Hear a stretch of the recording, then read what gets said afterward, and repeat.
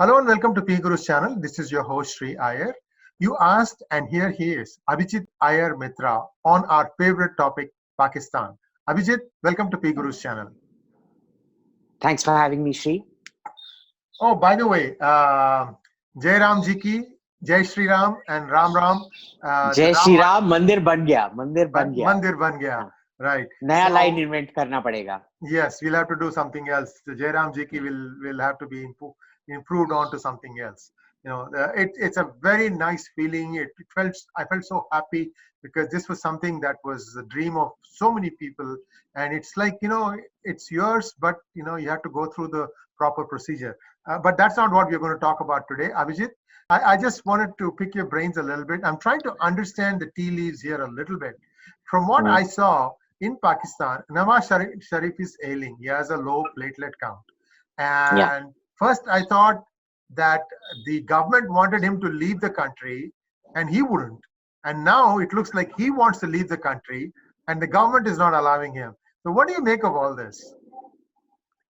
Well, see, here's the thing. You know, there are accusations that the government tried to kill him or whatever. I doubt that very much. I know they're stupid, but they're not that stupid. The problem here is that he is clearly very, very ill because we don't know the kind of conditions he was kept under in jail. And he's been sick. He obviously needs to get out for treatment. And I don't really know what's happening. But the thing is, you know, it's usually a bit too speculative to get into the nature of this, because look at the optics of it. If Nawaz Sharif leaves Pakistan, he's seen as bhagya, he left, he chickened out or whatever, which is kind of the narrative that Imran Khan wants to create. On the other hand, look, if Nawaz Sharif goes off to London and recovers, and what happens is he becomes, remember, London is in Saudi Arabia. The last time he was exiled to Saudi Arabia, the Saudis had this deal that he wouldn't be allowed to comment on Pakistani politics. London's not like that. If he's in London, he can do a heck of a lot of damage to Imran Khan sitting in London. And I guess that's why they don't want him there. So lots of calculations out there, but then again, we should be very clear.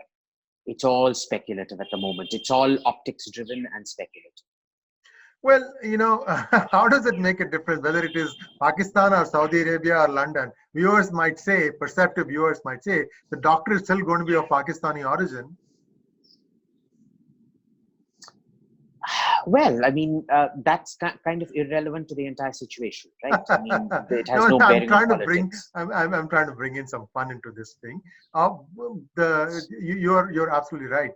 Now, if you take a look at what Pervez Musharraf is trying to do, he was supposed to have been, I don't know, he left from there to the United States, and now he's afraid to return back to Pakistan.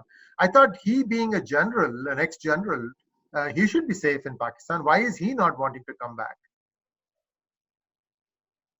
Look, Pervez Musharraf is a spent commodity. You know, they used to say, Ayub Khan, for example, it was, he was everybody's favorite dictator. You know, he actually put Pakistan on the road to progress till Zulfikar Ali Bhutto kind of forced him into a war with India in 1965 and brought the entire thing tumbling down. And, you know, when he wrote this book, equals not masters, equals partners, not masters, or something like that, basically showing that Pakistan was an equal to America and should be treated as such, and the rest of the world. It was a bestseller when he was in power. And what happens is that the moment he was out of power, it was being sold on the streets of Pakistan as raddi, you know, the basically what the kabadi wala picks up it's shredded and then used as packing material and all of that. Basically worthless. So unfortunately, Pervez Musharraf has gone down that path. He's gone down the well-established Ayub Khan path of complete and utter irrelevance. Nobody wants him back. Even the Pakistan army doesn't want him back. And that's that. So I have a couple of follow-up questions. Let's set aside Pervez Musharraf. This is where things start getting really interesting. There was a Maulana rally of approximately 1 lakh people, and this threw me back a year or two ago when Imran did the same thing to Nawaz Sharif. So is there going to be a change in selection again? Of course, I've been saying this since the whole Kashmir thing broke, that basically the person it screwed up the most was Imran Khan Niazi, right? And unfortunately, Imran Khan Niazi is like his uncle or cousin or whatever, Tiger Niazi in Bangladesh. Right. Completely clueless, dim-witted. He's called In the Dim for a reason. Now, everybody knows that this mullah in question is an army stooge. In those days, this man does not come out on the streets of Pakistan without the Pakistan army's support. This happens in all these, this Pakistani scholar Aisha Siddiqa, she's written this book called Military Inc. And what it's about is where militaries control the economy. This is what happened in Egypt as well. Egypt and Pakistan are two countries where the military virtually dominates the economy. So, Tahrir Square protests and all of that, it all happened entirely under the direction of the military, with the support of the military. Same thing happened against Nawaz Sharif by Imran Khan. And now this exact same tactic is being used by the army against Imran Khan. And I think, the thing here is, what's sad is that Imran still doesn't get it. He doesn't realize he's a creation of the art. Well, this must be his ego. It's telling him that he's chosen by God for a greater purpose or whatever, and he's won it through his own hard work and so on and so forth. He clearly hasn't. At least Nawaz Sharif knew what was in the air. Nawaz Sharif had a power base of his own. Imran Khan's got no power base. I don't know how he is. What's his de-escalation strategy? I have no idea. Now, but it's just very clear proof that irrespective of the spin that everybody in Pakistan is putting on Kashmir, how they've successfully internationalized it and all of it, it's simply not selling with the Pakistan army. They think he's screwed up. So there is also one other rumor doing the rounds that Bilawal Bhutto might be the next successor, but we will see how it plays out. I have a different question, Abhijit, and this goes a little bit more. I'm sorry. Do you want to add to that? No. Go for it. Yeah. So there is another thought that's doing the rounds that there could be dissensions in the army. Like, for example, the way the army is structured in Pakistan, there are so many core commanders, not CORE, but CORTS, core commanders. And these people are the ones who really decide who shall rule the country. And evidently, there's a lot of friction between them and Mr. Bajwa over the fact that Bajwa got a 3-year extension. Now, how do you think, first, two questions, right? How did he manage to get a 3-year extension? And are there any dissensions in the ranks? Now, several things. Usually what happens with 3-year extensions, 3 or more year extensions, is that those people are invariably selected by the army for irrelevance post-retirement. No Pakistani dictator has ever managed to rule more than 11 years, fact number one. Fact number two, every Pakistan army chief that has self-extended, because let's face it, technically it's just extending their own this thing, because they ruffle the promotion prospects of everybody else. The successor always ensures that the person becomes irrelevant. Classic case, Ayub Khan. Classic case, Pervez Musharraf, right? Or they kill you off, like Ziaul Haq, the case of exploding mangoes being the very famous example of that. So Bajwa is looking at complete and utter irrelevance, possibly even a jail stint after his retirement, whenever that happens. Or he'll probably get blown up in a conveniently organized accident or something like that, if history is anything to go by. Now, what happens is when you block off the promotion prospects, it always sets in motion, because everybody's upset. Their normal succession plan, the guy who was meant to be army chief next, he will probably retire without ever having made army chief. This is natural, right? The thing is, the Pakistan army is also extremely disciplined. When the commander says march, they march. So I won't make too much of generals trying to undermine and bring down other generals. They're very, very tight with these things. Unlike a lot of institutions, they understand that they can play their internal politics, but the greater national interest is served when they toe the line. The greater institutional interest, also the greater personal interest is served when they toe the line.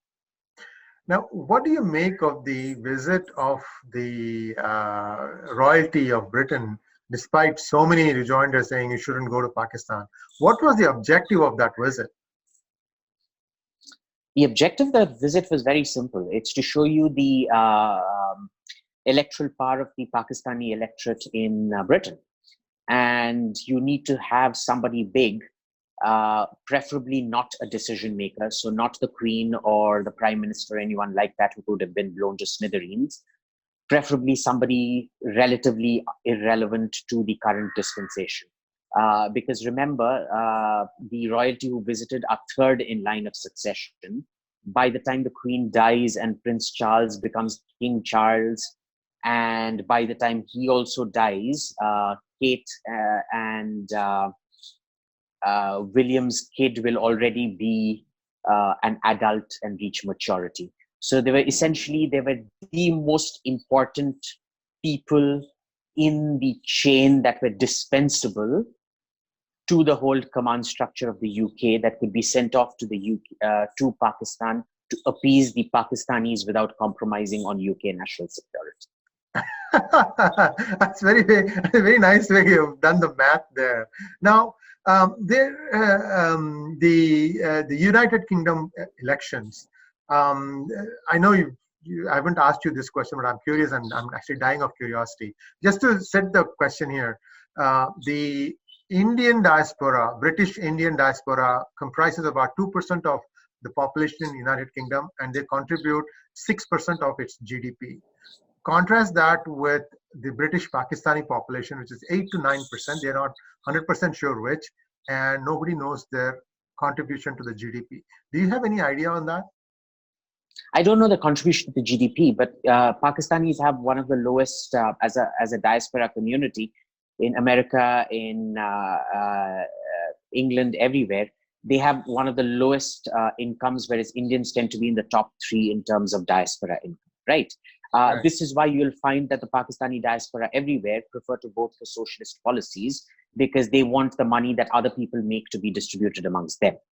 And that's why they tend to ghettoize and become electorally significant in certain areas to maximize their political appeal. So they are probably, what shall we say this? Economically not as important, but they will always be appeased because they will always be political. They compensate for their lack of economic salience by their political salience. I mean, you're right. They vote as a bloc. Think about it this way. It's exactly the Pakistan model. It's what Pakistan does. It's not economically or geostrategically salient technically, which is why it keeps manufacturing crises around it to make itself salient. Which is what politics is about. You keep manufacturing crises to win the next election. So I'm going to start asking you this question on every hangout of ours. How long before Pakistan breaks up into 4? Not happening. I don't know why Indians have this notion of that just because Pakistan is dysfunctional, it's going to break up. It isn't. Oh, actually, because I'll tell you why the national myth of Pakistan is maintained much, much stronger than the national myth of India. You see the national myth of India fraying, be it in terms of territoriality, with Rahul Gandhi actually going and supporting Bharat Tere Tukde Honge gang and things like that. And all kinds of nonsense statements coming out in Kashmir and all of that from the Indian opposition and Indian liberals and Indian thought leaders or whatnot, who don't even understand the concept of a national myth to begin with.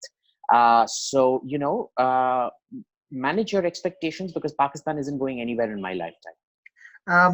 Good to know. I mean, like I said, I'm going to ask you this question. Doesn't mean that I'm going to be right or wrong.